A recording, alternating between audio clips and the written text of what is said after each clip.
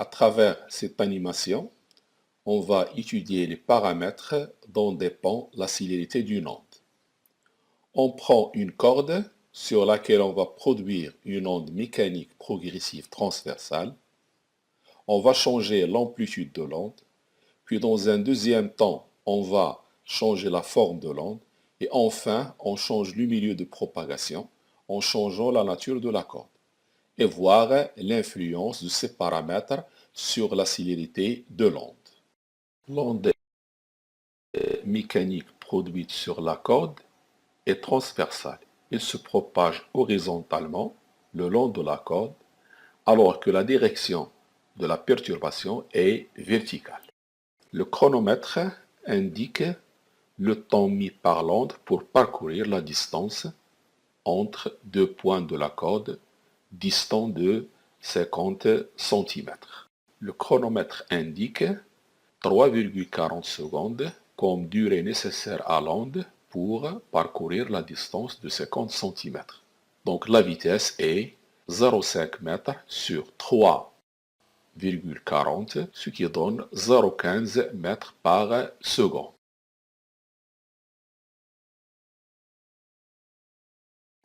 Maintenant, on va changer l'amplitude de l'onde, c'est-à-dire cette hauteur, et voir si le changement de l'amplitude a une influence sur la célérité de l'onde.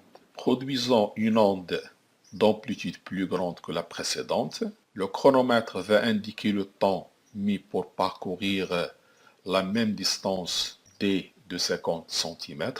On constate que le temps est de 3,40 secondes, alors la célérité de l'onde est de 0,15 m par seconde. On conclut que le changement d'amplitude n'a pas d'influence sur la célérité de l'onde.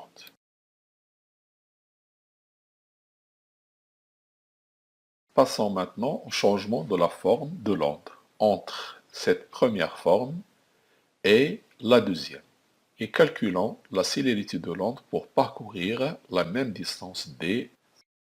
Alors, pour cette forme d'onde, la distance de 50 cm est parcourue pendant un temps de 3,40 secondes. Donc la valeur de la vitesse est toujours de 0,15 m par seconde. Alors changeons de forme et voyons la durée que va mettre cette nouvelle forme de l'onde pour parcourir la distance de 50 cm.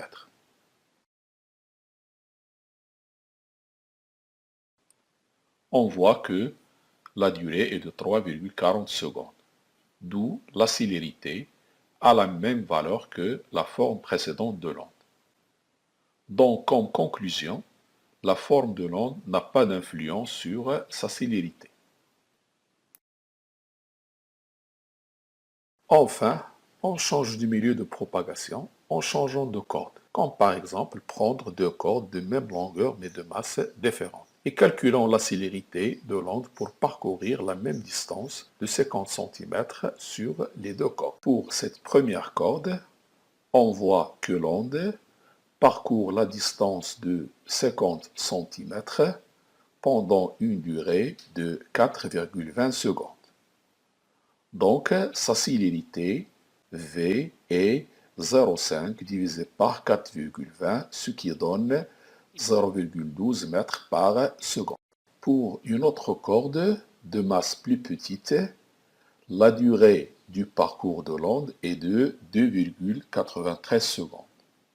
Donc, la vitesse de cette onde est 0,17 m par seconde.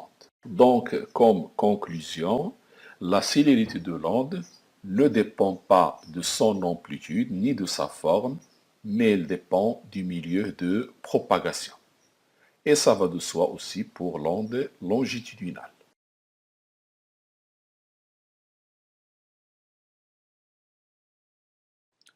On entend souvent le mot élongation.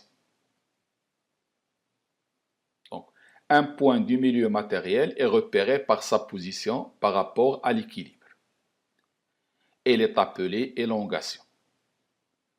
Notez souvent Y. Alors, ce Y qui représente l'élongation n'est autre que la distance entre la position actuelle du point du milieu et sa position d'équilibre. La plus grande valeur de l'élongation s'appelle amplitude. Donc l'élongation maximale est l'amplitude. Voyons cela sur un exemple. Soit une onde transversale qui se propage sur une corde. Cette onde, elle se propage à partir de la source et elle passe par tous les points de la corde. Une fois qu'elle atteint un point de la corde, celui-ci se soulève verticalement et revient à sa place.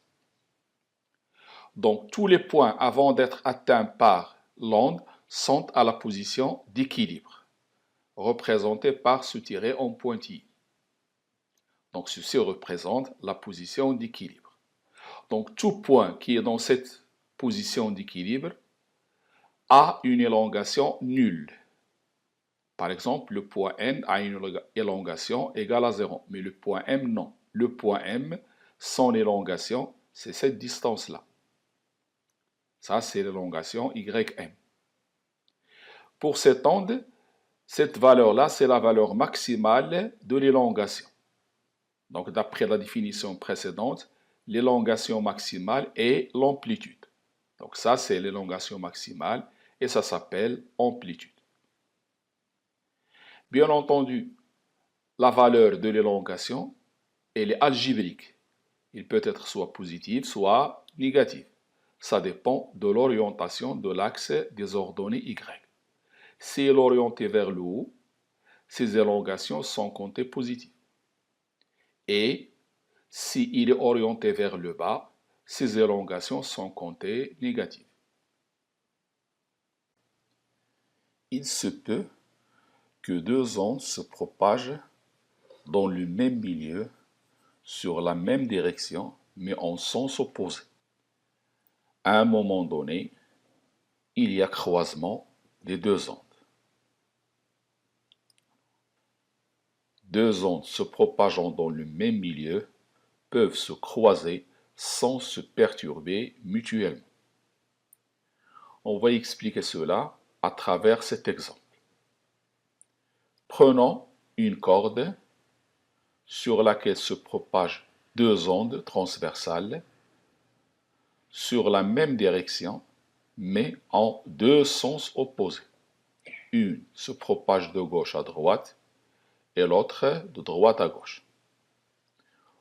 Au moment du croisement, ou bien pendant le croisement,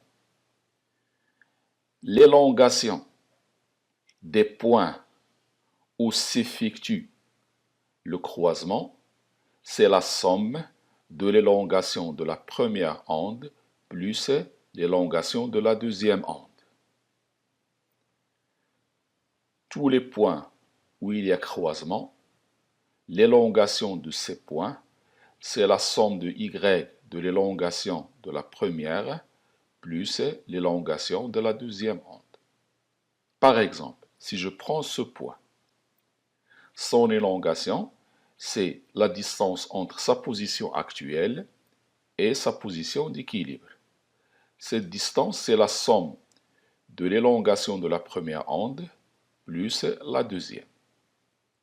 Si je prends celui-là, son élongation, c'est-à-dire cette distance-là, c'est la somme de cette distance plus celle-là. C'est-à-dire que y de ce point, c'est y1 plus y2.